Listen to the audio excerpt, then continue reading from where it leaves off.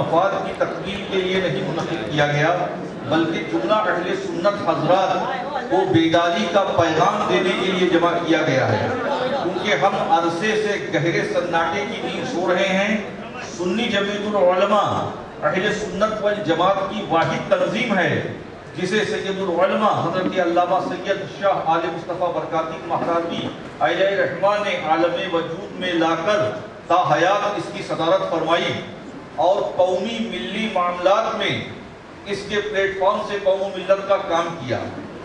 اس کے بعد پاسبان ملت حضرت علامہ مشتاق احمد نظامی علیہ رحمہ نے اس عہدے کو سنبھالا اور بعد تاج الشریعہ حضرت علامہ مفتی اختر رضا خان ازہری علیہ رحمہ نے اس عہدے کو زینت بخشی، جبکہ تاجدار اہل سنت شہزادہ اعلیٰ حضرت مفتی اعظم ہند علیہ رحمہ نے اور حضور محدث اعظمین علیہ رحمہ نے، حضور مجاہد ملت علیہ رحمہ نے، حضور حافظ ملت علیہ رحمہ نے، حضور برہان ملت علیہ رحمہ نے، حضرت سلطان الواعظین علامہ سید وجود القادری جبل پوری علیہ رحمہ نے، حضور محبوب ملت علیہ رحمہ نے بھی اس کو اپنی توجہات کا مرکز بنایا۔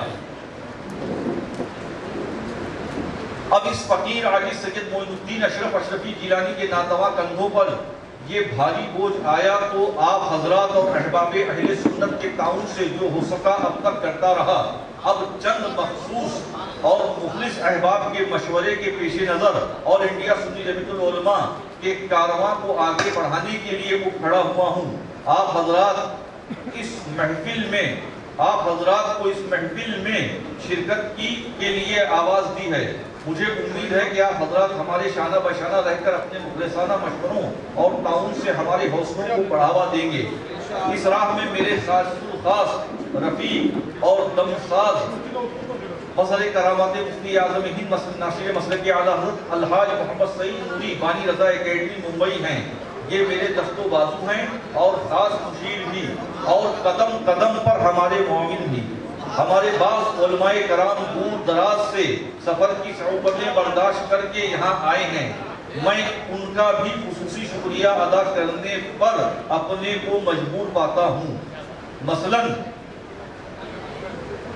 حضرت سراج الفقہاء حضرت علامہ مفتی نظام الدین رضوی صدر مفتی الجامعۃ الاشرفیہ مبارک پور، یادگار سلب رئیس التحریر حضرت علامہ یاسین اختر مصباحی صاحب دارالقلم دہلی، حضرت علامہ عبد المبین نعمانی قادری مجمع الاسلامی مبارک پور، حضرت مولانا رفیق عالم رضوی استاد جامعہ نوریہ رضویہ بریلی شریف، اور خاص طور پر یادگار سلب خاندان اعلیٰ حضرت کی چشم و چراغ حضرت علامہ منانی میاں صاحب قبلہ،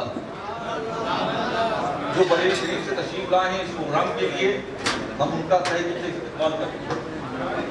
یہ حضرات اپنی آراء اور ہدایات آپ کے سامنے رکھیں گے۔ آپ سامعین سے گزارش ہے کہ ان کے مشوروں پر بھی عمل کریں۔ میری خاص گزارش آپ تمام حضرات بالخصوص ائمہ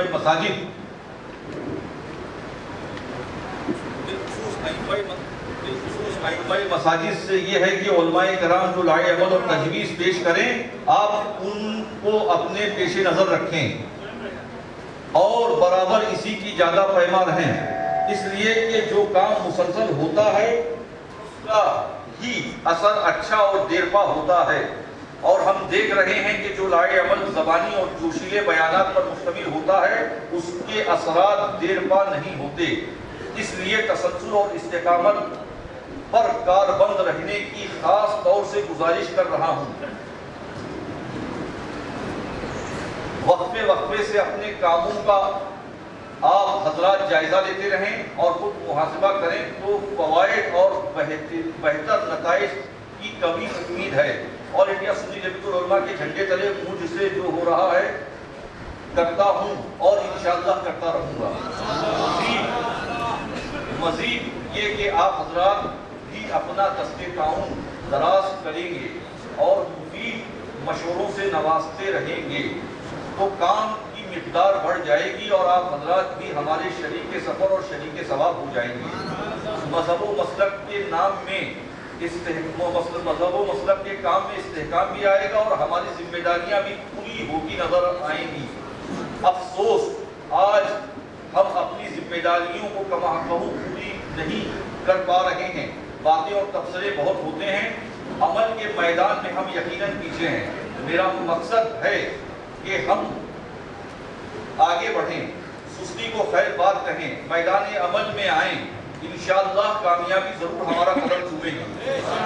میں اپنے احباب اہل سنت کو مزید چند ضروری باتوں پر توجہ دلانا چاہتا ہوں، اور وہ یہ ہیں: ہم تجارت و صنعت کے میدان میں بھی آگے بڑھنے کی کوشش کریں، صرف مزدور بن کر نہ رہ جائیں، کیونکہ جب تک مسلمان مالی اور معاشی اعتبار سے ترقی نہیں کرے گا ہر معاملے میں پیچھے رہے گا.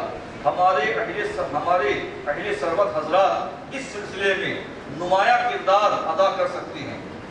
تعلیم کے میدان میں پیش قدمی ہو رہی ہے، یہ اچھی بات ہے، لیکن ہمارے اندر ابھی مزید تعلیمی ترقی کے امکانات ہیں. دینی تعلیم میں بھی ہمارے لوگوں کو آگے بڑھنا ہے، اور دنیاوی تعلیم میں بھی. تعلیم کی راہ میں کسی کو کوئی دشواری ہو تو آل انڈیا سنی جمعیت العلماء کو یاد کرے، ہم ان کی مشکلات کو دور کرنے کی بھرپور کوشش کریں گے. میڈیکل لائن میں بھی کامیابی کے لیے ہماری مالی حالت کا ٹھیک ہونا ضروری ہے. محض دست درازی اور سوال کرنا اس کا حل نہیں. پھر بھی ہم نصاب کے مطابق غریب بیمار بھائیوں کو طبی امداد کے لیے خود کوشاں ہیں. اس راہ میں جو ہمارا تعاون کرے گا وہ بھی ثواب کا مستحق ہوگا، اور ہمارا کام آگے بڑھے گا اور بوجھ بھی ہلکا ہوگا. ائمہ کرام سے ایک گزارش یہ بھی ہے کہ جو اپنے درمیان مختلف کی مسائل ہیں انہیں نہ چھیڑیں،